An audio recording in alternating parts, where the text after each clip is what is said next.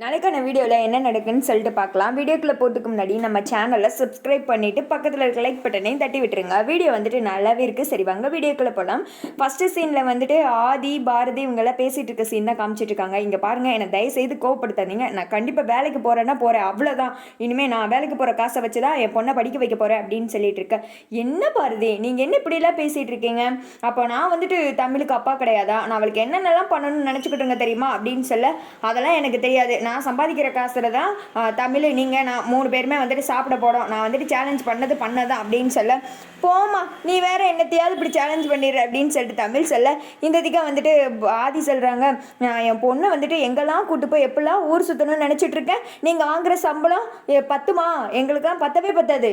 இதெல்லாம் வந்துட்டு உங்களோட வச்சுக்கோங்க அப்படின்னு சொல்ல, இந்த இதுக்காக வந்துட்டு தமிழ் சொல்கிறாங்க, ஆமாம்மா நானும் அப்பாவும் நிறைய ட்ரிப்லாம் பிளான் பண்ணியிருக்கோம்.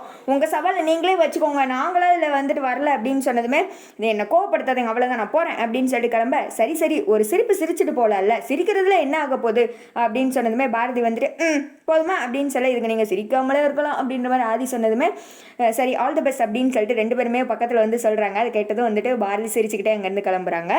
கீழே ஸ்வேதா அவங்க அம்மா அப்பா அவங்க எல்லாருமே வந்துட்டு உட்காந்துட்டு இருக்காங்க. அப்போ வந்துட்டு பாரதி கிட்ட வம்புழுக்கிற மாதிரியே பேச ஆரம்பிச்சிடுறாங்க. பரவாயில்ல அறிவு, நான் கூட என்னமோ ஏதோ நினச்சேன், தெரியாமல் சவால் விட்டுட்டேன். பேசாமல் வீட்டிலே ஒரு மூலையில் என்னத்தையாவது திண்டு போயிடுவா அப்படின்ற மாதிரி தான் நினச்சேன். பரவாயில்லையே, சவாலில் ஏற்றுக்கிட்டு ஃபைல் எடுத்துகிட்டு கிளம்பிட்டாலே அப்படின்னு சொல்ல, இது என்ன அவங்க ஒரு மாதிரி நினச்சிட்டாளா? வேலை அவ்வளோ சீக்கிரமாக கிடைக்கிறதுக்கு இங்கே எத்தனை பேர் எப்படியெல்லாம் படிச்சுட்டு இன்ஜினியரிங்லாம் முடிச்சுட்டு வெயிட் பண்ணிட்டு இருக்காங்க, அவங்களுக்கே வேலையை காணுமா? இவங்க வந்துட்டாங்களா அப்படின்னு சொல்ல, என்ன இப்படி பேசிட்டீங்க? அவ காய்கறி வித்து கூட புருஷன் பிள்ளைய பாப்பா அப்படின்ற மாதிரி நான் நினைச்சேன் அப்படின்னு சொல்லிட்டு ஸ்வேதாவோட அம்மா சொல்ல, அந்த திக்கா வந்துட்டு அறிவு சொல்றாங்க, அவர் எப்பேற்பட்ட வந்துட்டு மாயக்காரி, நீ ஆசையா கெட்டிக்கிருந்த மாமாவையே மயக்கி கல்யாணம் பண்ணியிருக்கான்னா வேற ஒரு இடத்துல வேலை கிடைக்காதா அப்படின்னு சொல்ல, ஐயோ இதுங்கெல்லாம் குண்டு சட்டியில குதிரை ஓட்டுற மாதிரி ஒரே இடத்த தான் சுத்தி வருங்க. ஒரு 4 நாள் வந்துட்டு சவால் விட்டேன் இந்த மாதிரி அலைஞ்சிக்கிட்டு இருப்பா, அதுக்கடுத்தது உன்னால ஒன்றும் முடியல அப்படின்னு சொல்லிட்டு தன்னால வலிக்கு வர்றாளா இல்லையான்னு பாரு அப்படின்னு சொல்லிட்டு எல்லாருமே மாற்றி பாரதி வந்துட்டு டீஸ் பண்ணிட்டு இருக்கா. அந்த இடத்துக்கு தமிழும் ஆதியும் வந்துட்டு வராங்க. அதை பார்த்ததுமே, என்ன ஆதி இவன் தான் வந்துட்டு தேவையில்லாம வேலைக்கு போறேன்னு சொன்னா, நீ ஏன் சொல்லக்கூடாதா அப்படின்னு சொல்ல, சரி விடுங்க மாமா, அது அவங்களோட ஆசை, அவங்க வந்துட்டு வேலைக்கு போறேன்னு இருக்காங்க, போகட்டும் அப்படின்னு மாதிரி சொன்னதுமே, நமக்கு என்ன ஆஃபீஸா இல்லை, இவங்க தான் வந்துட்டு எம்டி மாதிரியே இப்படிலாம் பண்ணலாமா அப்படின்ற மாதிரி பயங்கரமா உல்டாவா நடிக்க ஆரம்பிச்சிடுறாங்க. சரி அதெல்லாம் பார்த்துக்கலாம் அப்படின்னு சொல்லிட்டு தமிழ் ஆதியும் கிளம்பிடுறாங்க. பாரதியே பின்னாடியே வந்துட்டு போயிட காரை வந்துட்டு ஓப்பன் பண்ணி விடுறாங்க. அதெல்லாம் நான் வரல, இந்த மாதிரி கார்ல போனா எனக்கு வேலைலாம் கிடைக்காது, நான் வந்துட்டு வண்டியிலே போகிறேன் அப்படின்னு சொன்னதுமே, எந்த வண்டி அப்படின்றாங்க. எனக்கு வண்டி தேவைப்படுன்னு மாமா அங்கேருந்து கொடுத்து விட்டாங்க, நான் அந்த ஸ்கூட்டிலே போய்க்கிறேன் அப்படின்னு சொன்னதுமே, தமிழ் காதில் போய் ஆதி சொல்கிறாரு, அந்த வண்டியை நான் தான் வாங்கி கொடுத்தது, சரி உங்கள் அம்மா கிட்ட சொல்லாத, அப்புறம் அதுலேயும் போக மாட்டாங்க அப்படின்ற மாதிரி சொன்னதுமே, அப்படின்னு அமைதியாக இருந்துக்கிறாங்க.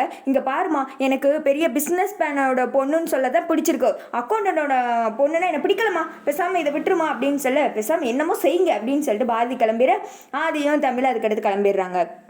அடுத்து பாரதி வந்துட்டு வேங்கை புயல் மாதிரி ஸ்கூட்டி எடுத்துகிட்டு கிளம்புறாங்க. போகிற வழியெல்லாம் அட்ரஸ் கேட்டு போகிறாங்க. அந்த ஆஃபீஸ்க்கு போயிடுறாங்க. அங்கே போய் ரிசப்ஷனில் விசாரித்து கேண்டிடேட் இருக்கிற இடத்துலலாம் போய் உட்காடுறாங்க. அங்கே வந்துட்டு பாரதி நீங்கள் என்ன படிச்சிருக்கீங்க அப்படின்ற மாதிரி எல்லாருமே பேசி வந்துட்டு கொஞ்சம் நேரத்தில் ஃப்ரெண்ட் ஆகிடுறாங்க. டக்குன்னு வந்துட்டு நான் எம்காம் படிச்சிருக்கேன் அப்படின்னு சொன்னதுமே, இங்கே எல்லாம் சிஏ படித்தவங்களுக்கு தான் முதலுரிமை கொடுப்பாங்க, எதுக்கும் பார்க்கலாம், உங்களோட லக் இருந்துச்சுன்னா நீங்கள் செலக்ட் ஆகலாம் அப்படின்ற மாதிரி சொன்னதுமே, பாரதி வந்துட்டு பயத்தில் உட்காந்துட்டு இருக்காங்க. ஐயோ நம்ம இவ்வளோ தானே படிச்சிருக்கோம் அப்படின்னு சொல்லிட்டு அடுத்து வந்துட்டு ஓவராலாக கூப்பிட்டு அவங்க இன்டர்வியூ முடிச்சுட்டு வெளியில் போய்கிட்டு இருக்காங்க. பாரதிக்கா பயமாக இருக்குது. அடுத்து பாரதி டேன் வரவா அவங்களும் உள்ளே போகிறாங்க. டக்குன்னு எதையோ பார்த்து ஷாக் ஆகி போய் உட்காந்துருக்காங்க. பார்த்தா அங்கே இன்டர்வியூ எடுக்கிற இடத்துல ஆதி இருக்காரு. ஆதியை பார்த்ததுமே கோவம் வந்துடுது பாரதிக்கு. பாரதியை பார்த்து ஆதி சிரிச்சிடுறாரு, என்னது இங்கேயும் தர்மபுரம் வந்துட்டீங்களா அப்படின்ற மாதிரி பார்த்துட்டு இருக்க.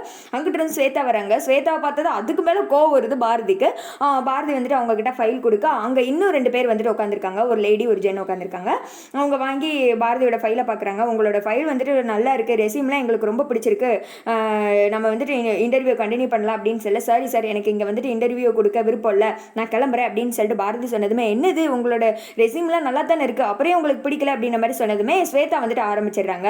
சார் இவங்களுக்கெல்லாம் இந்த மாதிரி தான் சார், என்னத்தையாவது இன்டர்வியூ அப்படின்னோடனே கிளம்பி வந்துருவாங்க. அங்கே என்ன நடக்கு ஏது நடக்குன்னு அதை பற்றி நாலேஜ்லாம் இருக்காது, சும்மா சீன் போடுறதுக்காக வருவாங்க சார், இவங்களுக்கு தான் வேலை இல்லை அதனால கிளம்பி வந்துட்டாங்க, நமக்கு நிறைய வேலை இருக்குது சார், இந்த கேண்டிடேட்டை துரத்து விட்டு அடுத்த ஆளை கூப்பிடலாம் அப்படின்ற மாதிரி ரொம்ப பாரதியை பற்றி தப்பு தப்பாக பேசவுமே ஆதிக்கோ வரும்னு பார்த்தா அவர் வந்துட்டு ஹாப்பியாக இருக்காரு. என்னடா பார்த்தா அப்படிதான் ஸ்வேதா, இன்னும் உங்ககிட்ட இருந்து நான் நிறைய எதிர்பார்க்குறேன், அப்படிதான் பாரதியை பற்றி இன்னும் பேசு, அப்பதான் உங்கள் கோவத்தில் இன்டர்வியூக்கு ஓகே சொல்லுவாங்க அப்படின்னு சொல்லிட்டு இவர் யோசிச்சுட்டு இருக்கா. பலே கில்லாடிப்பா அப்படின்ற மாதிரி தான் நமக்கு தோணுது. அடுத்து வந்துட்டு பாரதி டக்குன்னு, சார் நான் வந்துட்டு என்னோட பர்சனல் ரீசனுக்காக நான் இன்டர்வியூ வேணான்னு இருந்தேன், ஆனால் இப்போ நான் இன்டர்வியூ கொடுக்க ஓகே அப்படின்ற மாதிரி சொன்னதுமே ஆதி வந்துட்டு சக்ஸஸ் அப்படின்ற மாதிரி சிரிக்கிறாங்க. சரி 1 ஹவருக்கு அடுத்து இன்டர்வியூ வச்சுக்கலாம் அப்படின்னு சொன்னதுமே பாரதி வெளியில் வெயிட் பண்ணுறாங்க.